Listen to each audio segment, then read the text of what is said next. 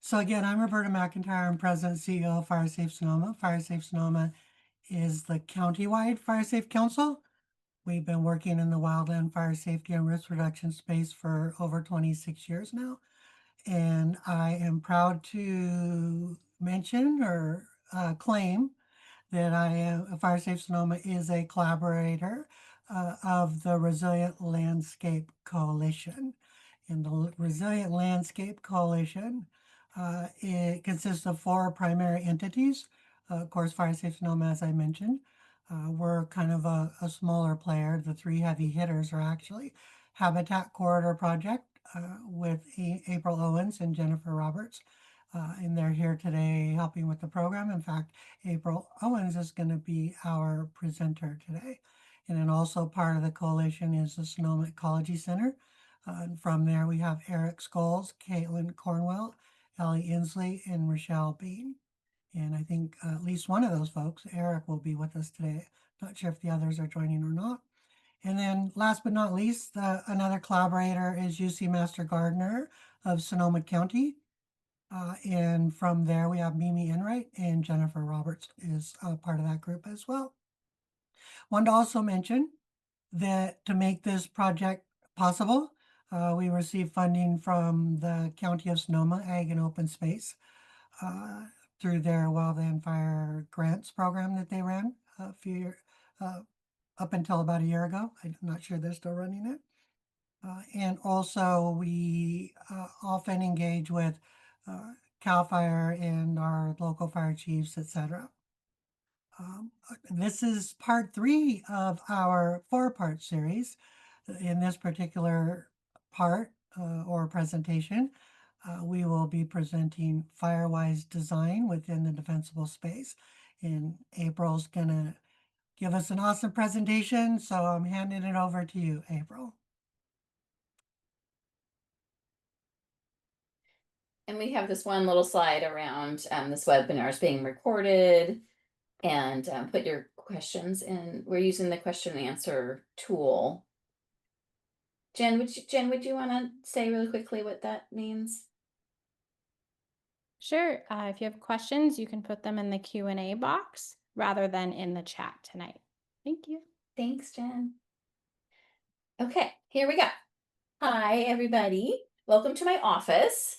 It's so funny to like think about that today. I'm always thinking in my background, like, oh, what are they gonna see? The messiness, and it's pretty crazy right now because we are in fall planting, and it's pretty exciting around here right now. But I'm going to be talking to you and giving a lot of photos and examples about what the other group, what Mimi talked about last week and what Eric talked about 2 weeks ago, and trying to pull it together into some actionable steps for you all. And then please share a ton of questions that you have, and we'll deal with that at the end. And then also, use the chat to I have some questions as we go forward. So I am April Owens. I'm the executive director of the Habitat Corridor Project. And our mission is really to teach you all about using California native plants in our landscapes. We do that by creating demonstration gardens.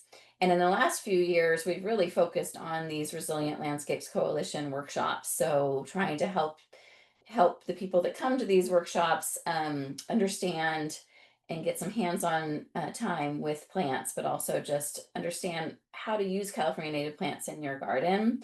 I've been using California native plants for about 25, 30 years now.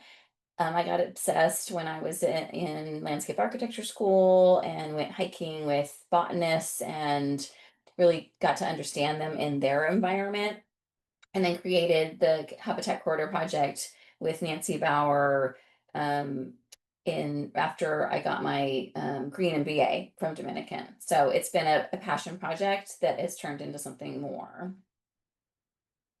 Resilient landscapes. So resilient landscapes are really important to California because we kind of think about this in a different way. And Eric and Mimi both talked about it a bit, but in California, it feels like we get a drought and everybody rips out their gardens and puts in, lava rock, or we have a fire and they do the same. And then we say there's no drought, and then everybody puts back in their lawns, or we haven't had a fire in a few years. And so I feel like people are forgetting how important Firewise is. And then sustainability and being biodiverse is very important because we need to support our pollinators and support our groundwater and all the things that Eric talked about in the first workshop, but really create these landscapes that are all these things. And it's a lot. It's definitely it's just a new way of thinking about your landscape. So I love this little critter. This is a pipevine swallowtail caterpillar at my mom's house. And talk about resilient. This little guy is on like this little bit of pipevine up against the house, just eating away, starting to grow. So I see that as incredibly resilient, and I really love this little guy. So why use California native plants? I really would love to engage with you all, but we have to do this webinar style because of the amount of people that come. So if you want to add in your chat, like if you use native plants, why you use them, what makes you interested in native plants. I get to be the person that talks about these wonderful plants, and I'm always curious who's using them and how you're using them. So the reason we use them at the Habitat Corridor Project and with the Resilient Landscape Coalition is that they are adapted to our climate. So they really understand the natural drought cycles in California and the fire cycles in California, and they work with the beneficial insects. So they work with our pollinators in a different way than other plants do. Many not California native plants can support some pollinators, some birds, but they get the most out of these plants that they've evolved with. And then they're adapted to our soils as well. And like I said, the native fauna, including pollinators, and they're really beautiful. And I just think it's this understanding about using them that people get scared. And next week, Jen is going to be talking about maintenance. And I think that really gives you, empowers you to use these plants. But I always encourage people to just start and try to use them and get to know them, and maybe use a few at a time, and start growing your knowledge with California native plants. But I'll talk more about that as we move forward.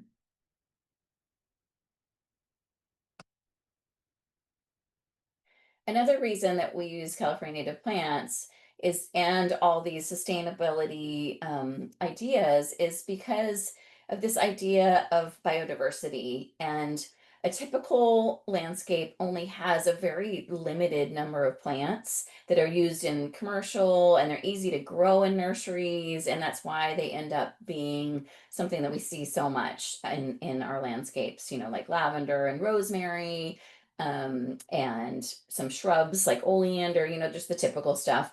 But what we really need is biodiversity. So we need to mix up what we use so that we can support the wild life that's out there, and including ourselves. So these gardens are so delightful because you actually get to experience like one of these swallowtail butterflies that has landed on this coyote mint in one of our habitat demonstration gardens, which was such a delight to explore and get to visit and get to know.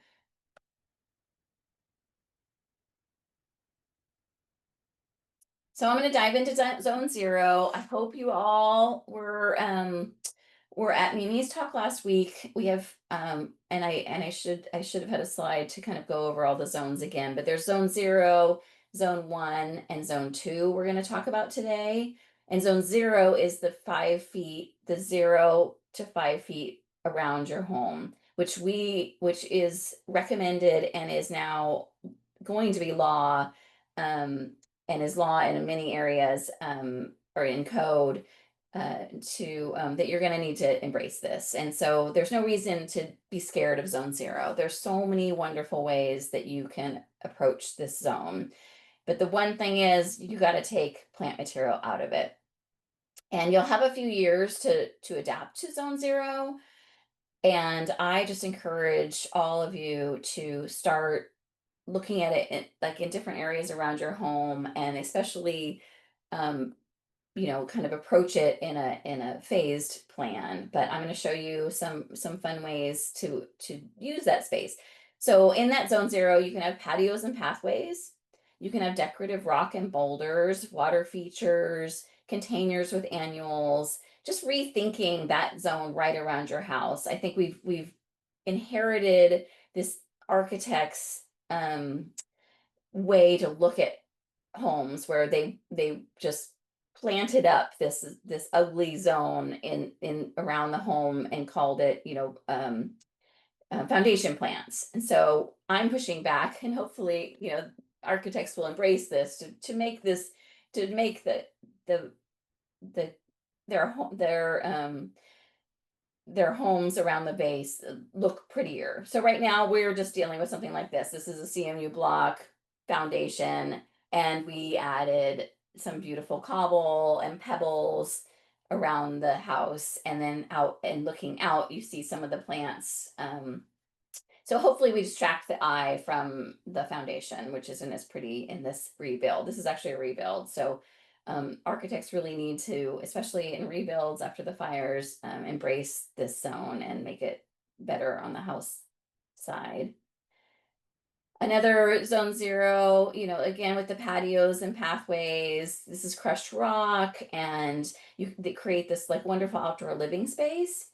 And then looking out beyond the zone 0. So not just focusing on zone 0, but looking at beyond in your landscape. So this is zone 1 as well, which is 5 feet to 30 feet from the home. So having this wonderful garden and this island of plants outside of that zone as well.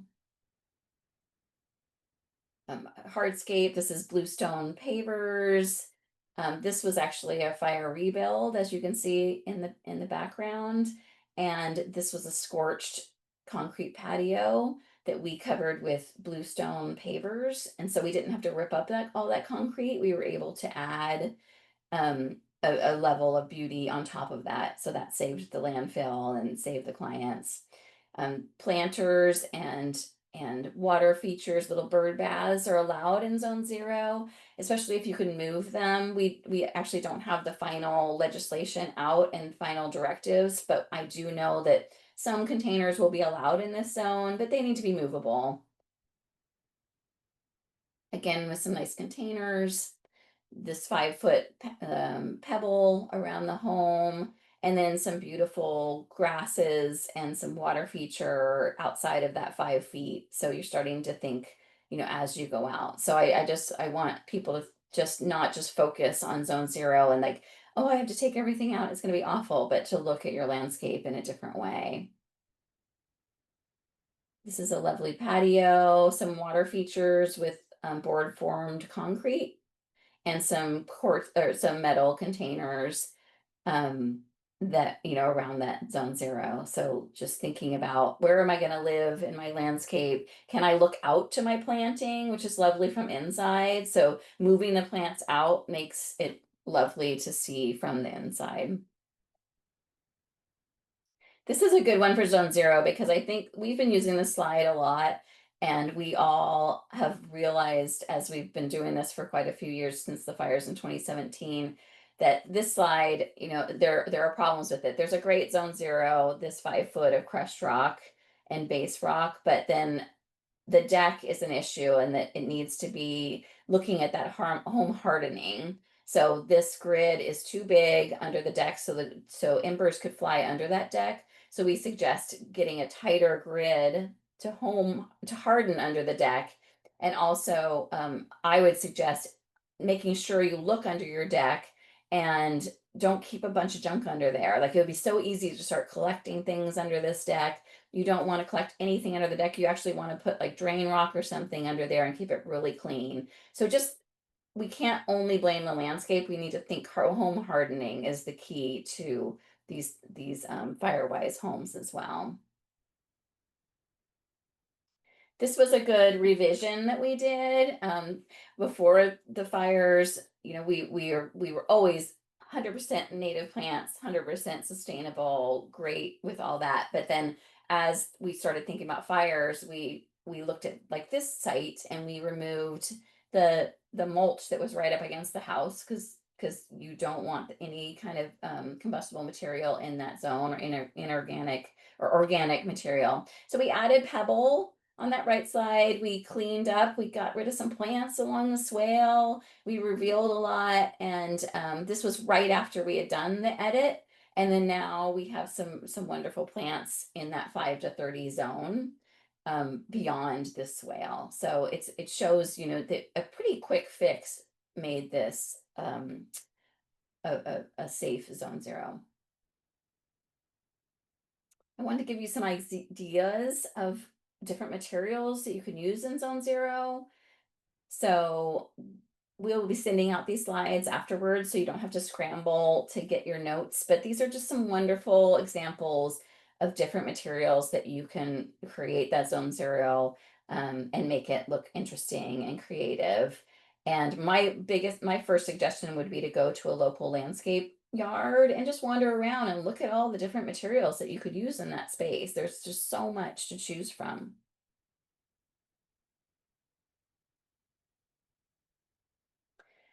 This set of slides is kind of editing. This one we did again, the back side of this house, this home is that swale we were looking at. Front side, the architect put in this wood pergola arbor kind of situation. So of course now we wouldn't do that, but at least keeping it clean underneath, making you could to edit this by changing the junction, changing the stringer at the house to a metal stringer, maybe changing the top to something non-combustible, but at least keep things clean, make sure that there's concrete underneath. And this is a nice slide example of some islands, like we were starting to create these islands in the landscape. So these pathways start breaking up as you're moving out from zone 0. Fun fact, if it's a high fire severity zone, high fire day, red flag day, you want to get your mats up, your jute mats that we all have, quick fix, get those out of there. So I love looking at these old slides and kind of thinking about how we could edit these landscapes. And then metal fences and panels. This is a huge issue. We all feel like at the Resilient Landscapes Coalition, at least you need to get those wood fences 5 feet off your house. So this is how the fires migrate to home. This is a really good example of a IBHS study where they set this up, you know, and tested it. So they had this wood fence and this metal fence, and then they burnt the mulch underneath, and you can see where the mulch burnt the fence, the wood fence to the metal fence, and then it extinguished at the home at the 5 foot zone. And then some ideas. So I just want to give everybody lots of ideas. So these are just simple ways to take out that 5 feet out of your fence and use maybe panels, maybe corten or metal. This one top left is from wayfair.com. Online, there's a lot of pretty low cost, like each panel's about $200. So if you could figure out, you could do some creative things with this space and you not have to, you know, if you have this big wood fence, I know it's a huge investment, but at least take out that 5 feet that connects to your home. And then large trees in the landscape. This is one of my passions.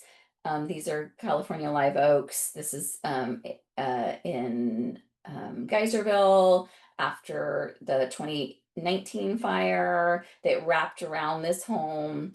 And the clients, we had just done a big cleanup, and they were fighting fervently to keep their big giant trees. There's a house under those trees, and they're all the trees are limbed up by an arborist. At least, you know, these were at least 30 feet above the home. But you just want to make sure that if you're going to keep your oaks, we're not saying you need to take all your trees out, but you're going to have to fight for them and keep things cleaned up and do proper maintenance that Jen will talk about in the next talk. But you know, trees, large trees, heritage trees are so important in our landscape. And as Eric talked about in the first workshop, oaks and live oaks are incredible habitat plants. And so, as much as you can try to keep them, especially these trees that are over 100 years old, very important to keep talking to your arborist about, keep talking to your insurance about, and try to keep them. Zone 1, so then we get around from the zone 0 thing, and now we're out to zone 1. And zone 1 is where we get plants. And so zone 1 can have islands of plants separated by stone walls and boulders. These plant islands, we haven't settled on a size, but I think, 3 feet by 10 feet, they can be long and thin. They can be like kind of round like an island. But make sure that there's a good, like at least 3 feet between each island.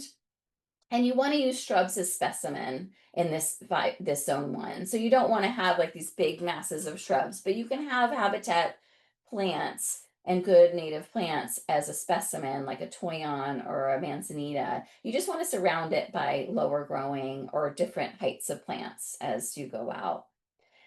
And this is just a great example. This is just a drain rock pathway, very inexpensive with some boulders. And so you don't have to go crazy with the hardscape. You can use lower cost materials in these kind of spaces.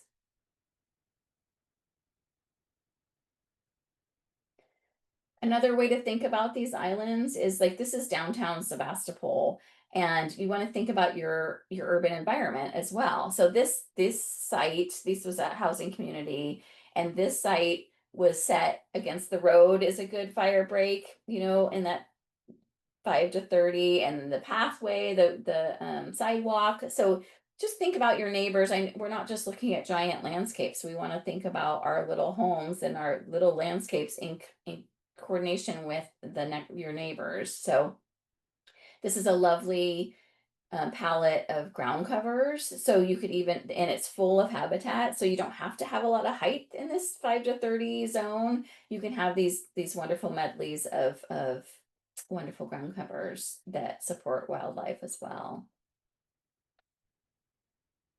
Another idea, this is in there, you can't really tell very super well, but they did the 5 feet with this edging and pebble down towards the bottom here. And but then we put in this no-mow Delta bluegrass material that you keep mowed and really lush in the 5 to 30, but you can also have this soft kind of lower water use meadow instead of grass, and it's actually playable as well. So if you have kids out there or grandkids or whatever, and then this is separated by pathways with decomposed granite with steel edging, and then out we have some larger islands of plants. You can see, I don't know if you can see, but this site, we actually were struggling with deer quite a bit. This is a rebuild as well. So we have some netting, and we're trying to fight off those deer because they were really hungry after the fires. And it took a minute to get things established again. But this is just a really nice way to treat it. And then this was another rebuild in Kenwood, where we saw some pictures of this before, but they decided to really use this whole space around their home, even to about 20 feet, as living space. And they've decided to try to keep some of these scorched oaks and try to keep those living, and they're actually doing really well. And then using planters for vegetables and things, these steel planters, and they actually planted in the background. That was supposed to be shrubs in that edging in the back, but they planted their tomatoes and their squashes. So it's just fun to get some food in your landscape as well.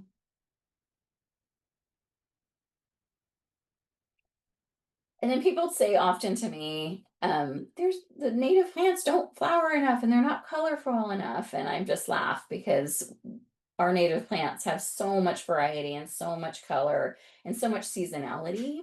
So here's just some really good examples of plants that you could try in your landscape that are go-tos for us in our company. California fuchsia is great for the hummingbirds in the fall. And then Verbena de la Mina is a wonderful butterfly attractor plant from the islands, the California islands. the Channel Islands, and very fragrant and blooming all year round. And then between these islands, you want to have something non-combustible or mowed grass. So that's really important to keep that idea in mind. So you have these islands separated by something that will slow down the fire. So even if an ember lands in an island, it can burn in there, but then it will extinguish as you go out from the island. And it also gives firefighters ways to get in and like defend your landscape. So you want to think about really good ways to get through your garden, and how somebody would, if there was a fire and there were embers, how they would be able to extinguish those as they came to your home. So you're really thinking working from the home outward. So you got your zone 0, and then you've got this zone 1, and zone 1 needs to be really defensible and very well maintained and very well hydrated. But here's just some examples of things to use between those islands. And then zone 2, if you have the space 30 to 100 feet from your house, or if you're in a neighborhood and you have a shared natural space, this is where you can have larger islands with shrubs, bigger groupings of shrubs. And I suggest at least 4 feet between these islands with non-combustible materials. Here you can use mulch as the path. So you can use arbor mulch as these paths between the islands in this zone. We also use swales and rain gardens and things like that to separate these islands in this further zone 2. And this is a zone, so I've been getting away in zone 1 from using bunch grasses and things that need a lot of maintenance. But in this zone, you can get into the beautiful native bunch grasses and some of the larger plants that need more maintenance. Here in this picture, you can see monkey flower and buckwheat and some wonderful native grasses in the background. This is just Champsia cespitosa. So you really get this habitat garden feel that maybe you need to be leaner as you're in zone 1, but now you can get a little bit more of that. In this zone, you're thinking from your house out to your wildland. So this home actually survived the fires, but the fire blew through here in 2017 and burned the landscape. And so you can see in the background that they've really carefully cleaned up their trees in zone 2, creating this defensible space zone. And you can also think of these walls as 4-foot paths, so they're 4-foot vertically, and then these long masses of plants. But again, here's the deer grass and some of the larger shrubby plants that maybe you wouldn't use in zone 1. Mimulus, salvia, deer grass, some of our favorites. Same house, different side. I call this a shaded fuel break kind of situation, where we've cleaned out underneath these existing trees that survived the fire. It looks like a bay and a lot of oaks. And so as a fire comes from the wildland towards the home, there's this zone around it in zone 2 that the fire can just die out, or firefighters can defend it. So you're thinking about each, as you're working towards the home.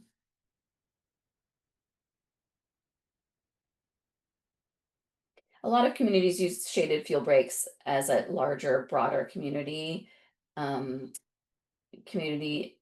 tactic, but you can use it in your own landscape if you are in these wildland spaces.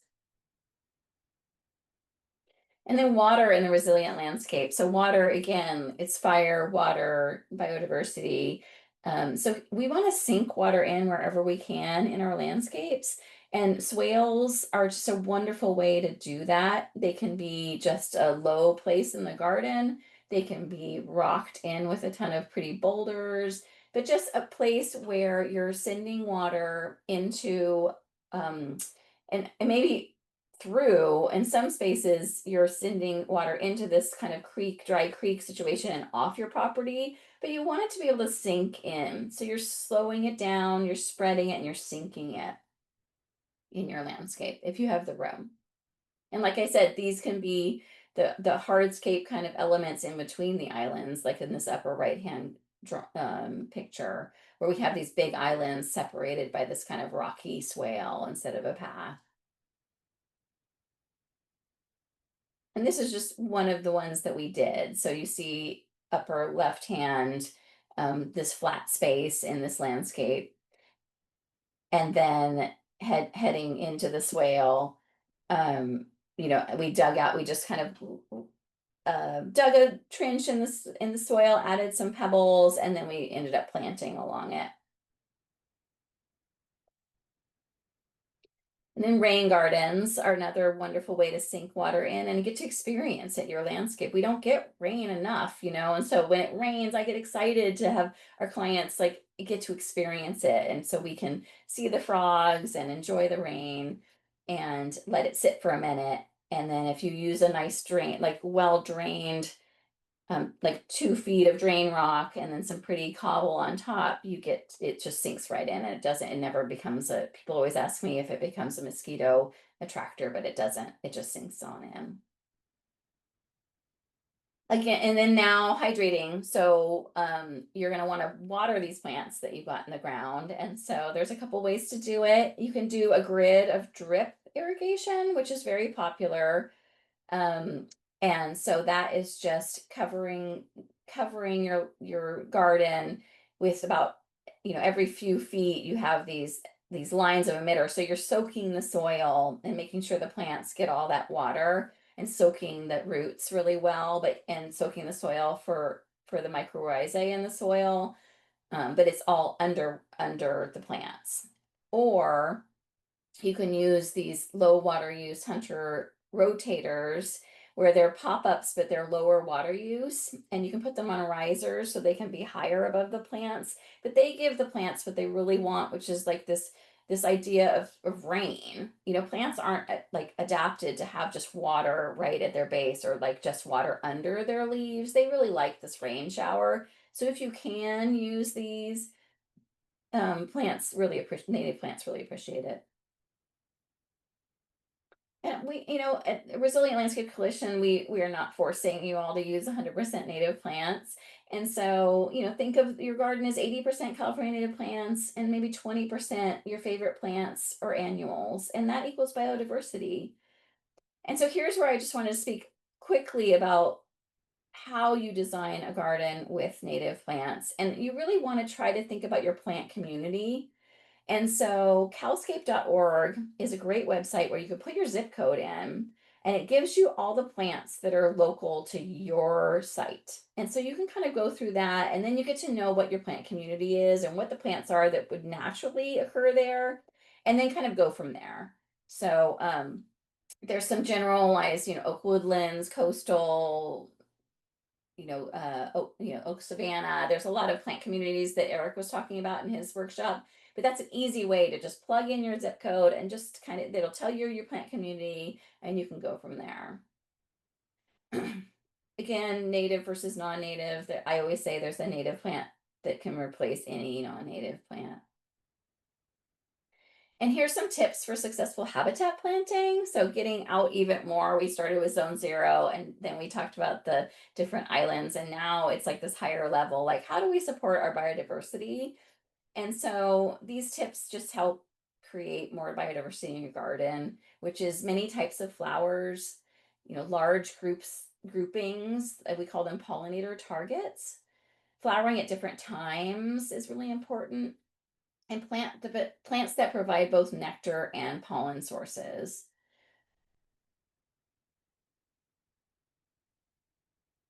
And then this, I just wanted to give you all like a wonderful medley of plants that I call biodiversity islands. But this is kind of, I'm a landscape architect, so I have go-to plants that I know work well in most areas in Sonoma County. So here's just a nice group of plants that you could put together and create an island. You know, some of these islands, the bigger islands in the 5 to 30, you could use more shrubs. In the islands in your 5 to 30, you could use like 1 or 2 coffee berry or toyon, and then branch out into some smaller shrubby plants. But again, calscape.org is your tool. It really, really is amazing. And you can learn a lot about these plants on that with that tool. So I just wanted to thank you from the Habitat Corridor Project. Here's my email and Jennifer's email. If you have specific questions, we're going to open up to questions pretty soon. The Resilient Landscapes Coalition, I'm so proud that we are a part of this coalition. It's been quite a journey and we're very excited about our website. So the Resilient Landscapes Coalition.org is an amazing website where you can get all this information that I just blurted at you, and I'm sure it was too much, but thanks for bearing with me here on this Tuesday evening. And then some more websites to go to learn more about working with resilient landscapes and California native plants. I always suggest, if you're interested at all in native plants, to join your local chapter of the California Native Plant Society. I'm actually on the board of directors, and there's you get a couple of magazines, and each of your chapters, no matter what county you're in, they always offer plant sales and hikes and just wonderful ways to get to know your natives that are local. And they have resources for garden designers and plants to use in the landscape. So I highly recommend joining your local chapter of the Native Plant Society, or joining the Native Plant Society in general. I think it's $50 a year and it's well worth your money. But check out our resilientlandscapescoalition.org website, please. And we thank you all for joining us. And after this, we will send out a recording, and we will also send a post-workshop survey, and we really hope that people participate and tell us how we can improve. I added a lot of slides tonight, and I hope that went well from my normal talk, but we really want your feedback and what you want in the next year for our next round of workshops. So that would be really helpful to all of us. And now I'm going to turn it over to the gang and stop sharing my slides. And we'll have time for questions, and I'll have a sip of water.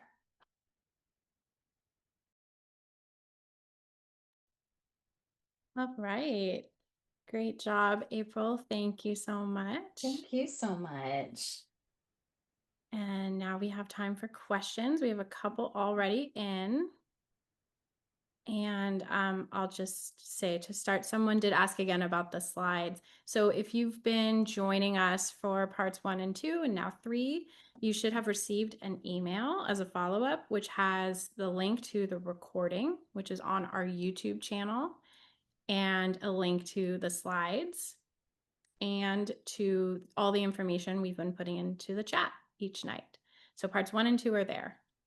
And you can also just search on YouTube, Resilient Landscapes Coalition, and our stuff will come up. Okay, so another question that we had is someone was looking for other resources for metal fencing. Is there a place to look online besides Wayfair? So I threw in a couple local Sonoma County fabricators. So it might depend on what part of the county you live in, you might choose to work with.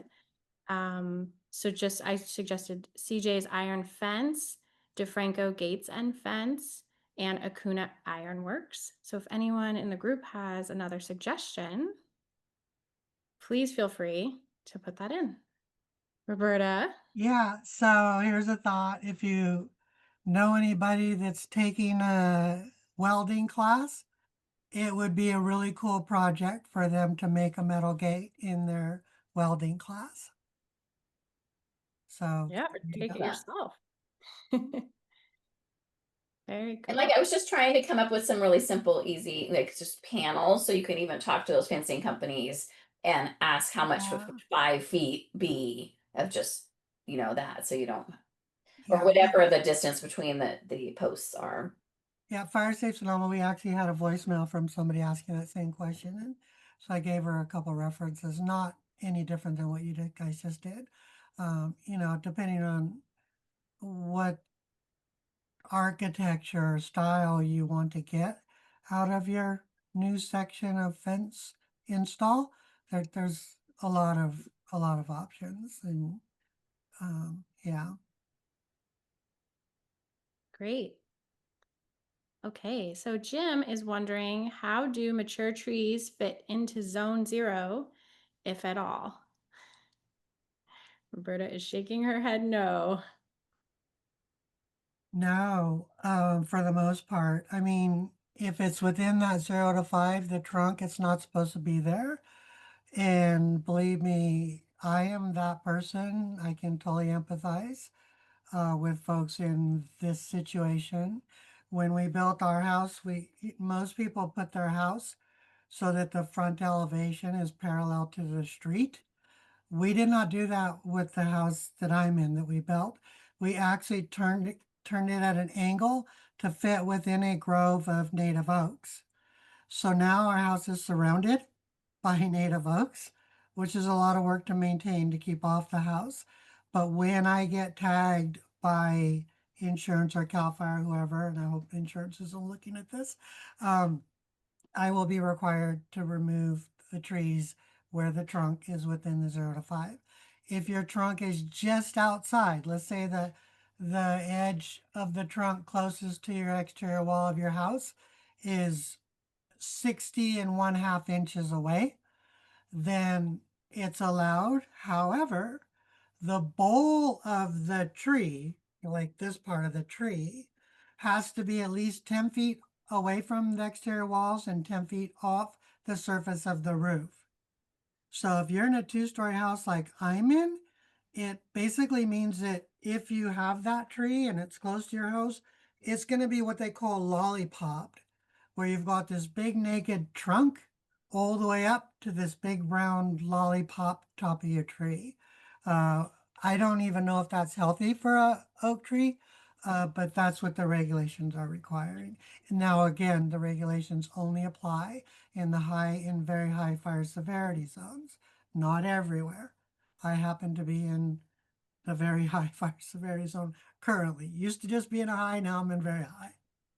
And I know, Roberta, you come from the fire community and are in all these workshops, all these meetings around zone 0, but I do know that they haven't finalized the decision around trees in zone 0. And I know that that's a really big contentious Correct. issue. And I just don't want people to go out and cut their trees down until we really understand exactly what we have to do with them in zone 0. Agreed. And I'm speaking about regulations. Yes. So Yeah. there's also the insurance company that you have to manage as Right. well. I know it's such a tough situation, and Yeah. it breaks my I heart. Yeah. So, Again, I can empathize because I am that person. I am yeah, that homeowner, and yeah, I am not happy about it. And yeah. I'm also a career firefighter, retired. Mm. So I think that and containers in the 0 to 5 are going to be like the thing that we go down on with this zone 0 stuff. Okay, in a similar vein, someone is wondering, when your 5 feet is just your house and a fence, and you live in a floodplain, so this person wants to keep the ground below available to absorb water. They're in Guerneville, and there's also a lot of debris that falls from the redwoods and other plants. So what is the suggestion for dealing with that?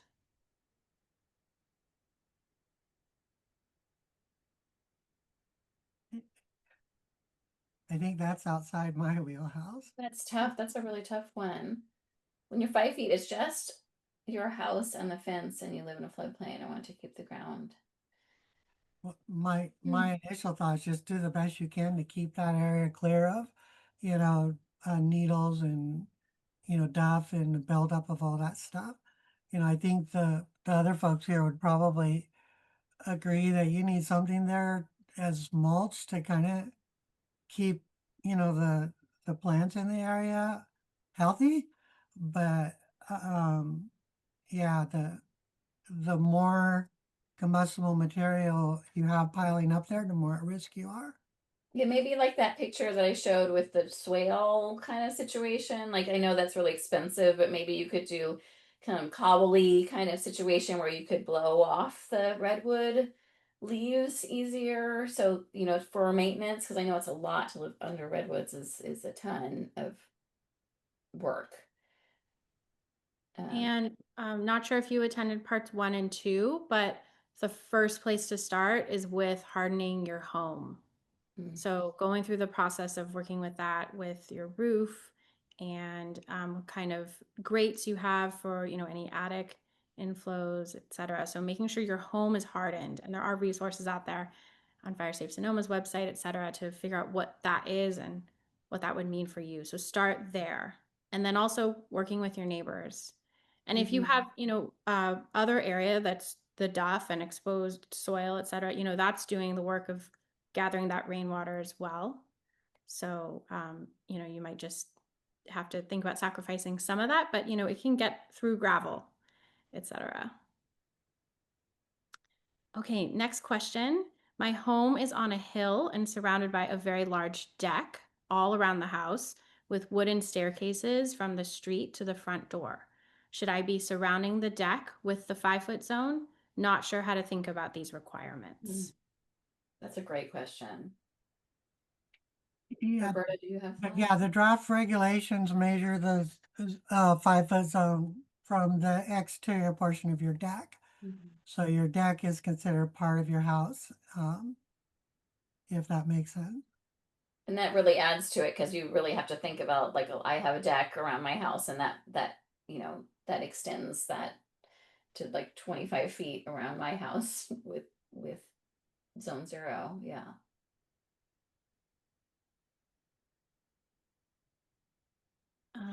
Okay. What weed retardant do we recommend? That sounds like an Eric question.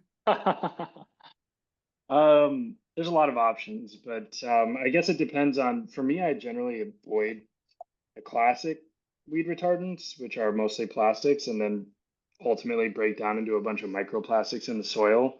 The issue with that is then you're going to get things that don't last as long. So it means maintenance a little bit more often. So I really like burlap. You can order like rolls of burlap, or just like if you find a coffee shop around that it still has burlap sacks, you can pick up for a few bucks a piece. Burlap, and you can coincide that with um, cardboard and whatever else. You can do layers. If it's within zone 0, particularly, you can also do kind of what April was talking about with like base rock. That's a really great weed suppressant. It's just that it will absolutely suppress all the weeds. It does allow for water flow, which is great, and allows water to percolate. But outside of zone 0, you probably do want some things growing, not complete suppression. So burlap is what I would recommend. And I don't know if I meant to talk about that, but I don't know if I talked about like compacting base rock around that zone 0. So that's an important tool to use instead of landscape fabric, is to use that base rock and compact it so you can keep from using those plastics that break down. Absolutely. Whoops. No, and then what about vinegars and things like that? Like I wonder like about horticulture vinegars and those kinds of weed suppressant kind of weed retardants. Yeah, I think you can definitely use those. And like, if you want to keep a zone 0 without, I'm not saying I recommend this, but like salting the soil will literally stop anything from growing. So if you're trying to keep a zone 0, but you don't want to do compacted rock, you can literally put salt within it if you never expect to grow anything there. So those are options. And vinegar is a great, like, especially if you're not just dumping gallons of it, like it will help as like a natural herbicide for sure. Yeah, you're out there doing that a lot more than me, but I know that people say that a horticultural vinegar on a hot day can kind of kill off some of those little weeds that come up, right? Oh yeah. Yeah, they'll definitely they work as a great like natural herbicide as far as like killing the top growth. I think the issue, or what they don't do, what people might hope they do, is like actually for certain kill the plants. It's always, it will for sure kill the vegetative matter on top, but if they have a good root source, it might not kill the plants entirely. But yeah, it's super helpful if you're like going and being habitual with your maintenance. It can be a great resource. That's the key that I was going to say. You have to be vigilant. And we'll Vigilant. talk more about that next week in my section on maintenance. All right. Chris is saying that they are starting to plant coast live oaks just a third of a mile from the ocean. Is it necessary to plant more than one to improve caterpillar habitat? Eric? Sure, I'm happy to. I would say anytime you're planting a plant, if you can have more than one, you kind of have like a little community of them. That's always a boon. Depending on what your spacing is, like how much area you have. Even if it's a tight spot where ultimately you kind of only want one tree to be, like one large live oak, I do recommend planting maybe 3 in a triangle very closely together in a clump, just in case there's disease, there's issues. And if you have more space, then doing a few different clumps where you have basically would have multiple trees and ultimately maybe a couple of them remove a few. But you have many years to decide that then. But the more the merrier for caterpillar, for opportunities for caterpillar, especially for the bird populations who feed off of them. Okay. Do we have any comments on gopher solutions? That's a tough one. I mean, I could talk about planting in gopher baskets, which you have to be like we used to do that a lot, and now we realize that they actually can kill off the plant faster than the gopher. So they create this, kind of binding element around the base of a plant, especially if you use a gopher basket that's the same size as the gallon. But then it causes so much more work to put in a 1-gallon plant into a 5-gallon gopher basket. But that's like the best thing to do with shrubs and trees. Trees, you should go even bigger. You should get as big of a gopher basket as you can, or line the hole with that. And then there's some plants that they say keep gophers away, but I don't believe it. So once gophers are there, right, Jen? Like you live with gophers, yeah, they're there. So some of the stronger plants too. So thinking about salvias and plants that have a lot of fragrance, the gophers don't seem to like it. Owl boxes, if you're lucky enough to live kind of in a more open space, get those owls out there. And bobcats and all those guys will help you, but in an urban environment, it's really tricky with the gophers. Traps. I have clients that have numbers on their walls of how many gophers they've trapped and killed too. So if it's like a game in some people's household, like how many they can kill, but I don't have the heart for it. Yeah, and also hiring professional trapper to come That's a good out idea. maybe twice in your first year and see if that makes a difference. Again, working with your neighbors, because if they're in your yard, I'm sure they're all down your road. So working together. Yeah, and you can. I mean, a lot of times with the gophers, in my experience, it's about establishment of the plants first, and then they can still be problematic longer into the life, but at least for those first few years, you can get metal that will eventually just erode, basically will corrode, I should say, and dissipate in the soil. Like you don't want stainless steel or something for a box. You could do galvanized, I think breaks down. But I've seen people do that for like planting oak or acorns, and then it'll break down and you don't have to go and dig it out and all these other things, and it will keep it safe for a shorter amount of time. I don't know if anyone else has any feelings about that, but that does seem like a good intermediary without, to me, too much like there's no like chemical breakdown. It's just natural like mineral. Yeah, I haven't gone back and like dug around and seen how long that takes, Also, I heard that you can do it like around of this not, steel that'll break down, but you can have the bottom open if it's like nice and deep, because the gophers they're like not like sharks, they don't come up from the bottom. So you can do like kind of that, you can make your baskets like that so the roots maybe can get down below the gopher action. Yeah, maybe like a couple Tried feet, that I a think little is bit. enough. Yeah. Great. Okay, we have several oaks and lots of cypress and eucalyptus on our 1 acre lot. They all have a lot of leaf fall, etc. How do you deal with this in zone 0, the leaves, and zone 1 and 2, tree trunks and canopy?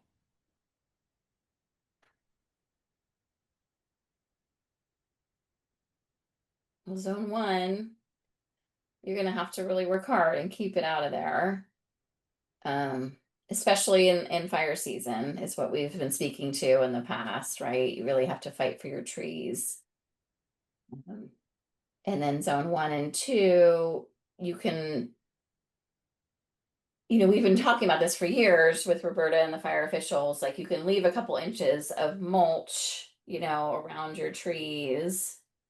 You just want to keep that at a manageable level, and maybe use that in zone 2. You could use that as your pathways, and in zone 1 you just want to be really clean and green about it. And Jen will talk about that more next week, but how you manage your natural mulch is so good for the soil, so you don't want to just blow it all away, but you want to manage it really carefully, especially in zone 0, right? Yep. Yeah, a way to look at it in terms of just general day-to-day maintenance is, if you have a mildly blustery day where you've got, gusts of wind that are about, 5 to 15 miles per hour, imagine that day. And then imagine your circumstances on that kind of day. If an ember landed somewhere in those leaves. If you can imagine that scenario and are fearful that that ember is going to ignite those leaves and start a fire, then you really got to think about getting some of that out of there to reduce your risk. So I think a lot of this is, for me anyway, it's getting people to try to imagine, where embers might land on their property in a given, set of circumstances, and what might happen when that happens. When a hot ember lands on what's called a receptive fuel bed, what do you think will happen to it? And if you ask yourself that question and the answer is, gosh, it'll probably burst into flame and start a fire, then you gotta ask yourself, well, what are you gonna do about it? That's so true, Roberta. And one little tiny thing, I know we're wrapping up in a second, but also choosing your plants. So I would say if you have several oaks and lots of cypress and eucalyptus on your 1 acre lot, you might want to think about, if you're ever editing, get rid of the cypress and eucalyptus and keep the oaks. So just as a long-term strategy, in that kind of space. I don't know what your site is, but you'd be a lot safer without the cypress and eucalyptus, probably. Yeah, and something. Oh, go ahead. Oh, no, go ahead, Eric.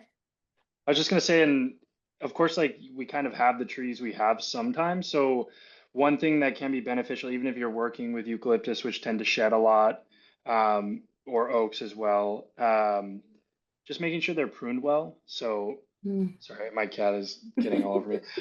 Just making sure they're pruned well, and then they're gonna have fewer branches that are, having a bunch of, oh, there she is, having a bunch of leaves fall off too. And you have a little, it's more open, less receptive to fuels. You'll have fewer dry branches falling in with the leaves, so you have less of that kind of compound duff that's even more flammable. So maintenance on those is really helpful. The one other thing is, especially if you're feeling at risk and maybe it's really deep fire season and you don't have any other alternatives, you could just at least blow them out of zone 0. Whatever you need to do to get the duff out of zone 0, where you're directly next to the house, and if you started your a flammable receptive fuel pile, as Roberta's speaking to, on fire, it would be high risk. At least in zone 1 or beyond, then you don't have direct flame contact, and that does make a huge difference.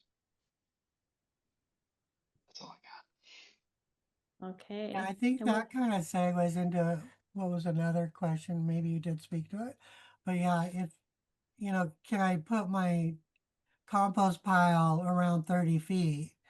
if you're beyond the 30 feet and you have that stuff out there, you've reduced your risk a lot.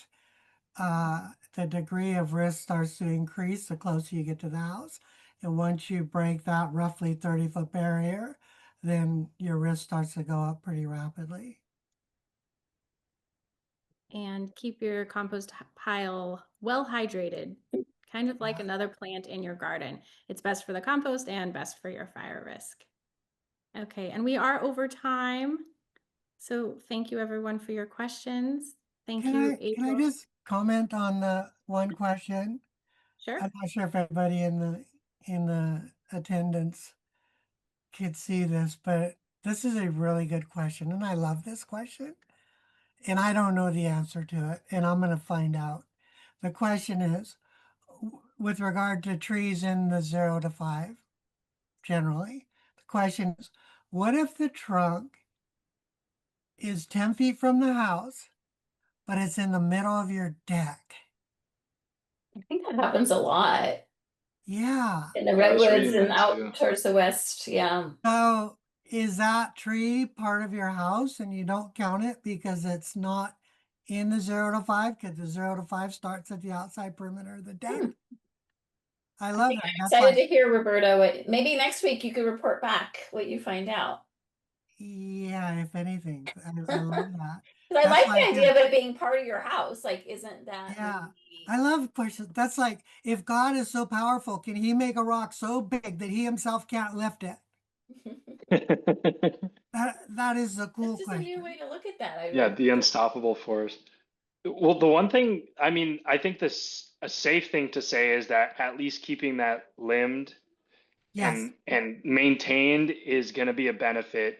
At least 6 feet, keeping it, separated if you have a chimney or yeah, from windows, 10 feet from those, absolute necessity, regardless of whether it's a part of the house or not. yeah. Totally. Thanks, Yeah. Eric, for grounding us around The that. healthier the That's tree, the safer the tree. I just got all excited about oh, a tree is No, I love that. You're a philosopher. Okay, I have to Thank you, jump. Jen. Thank you, April. Thank Okay, you so all. thank you, Julie Burns from Communication Yes. Bridge, for doing the Yeah. Spanish translation. We love you, Julie.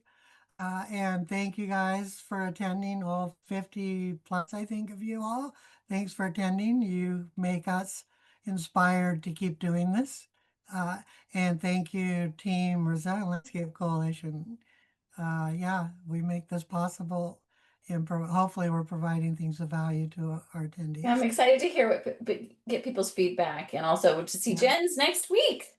Yay. Outta Bye, here. everybody. Happy Thanks all. Tuesday. Happy Thank Tuesday. you. Bye-bye.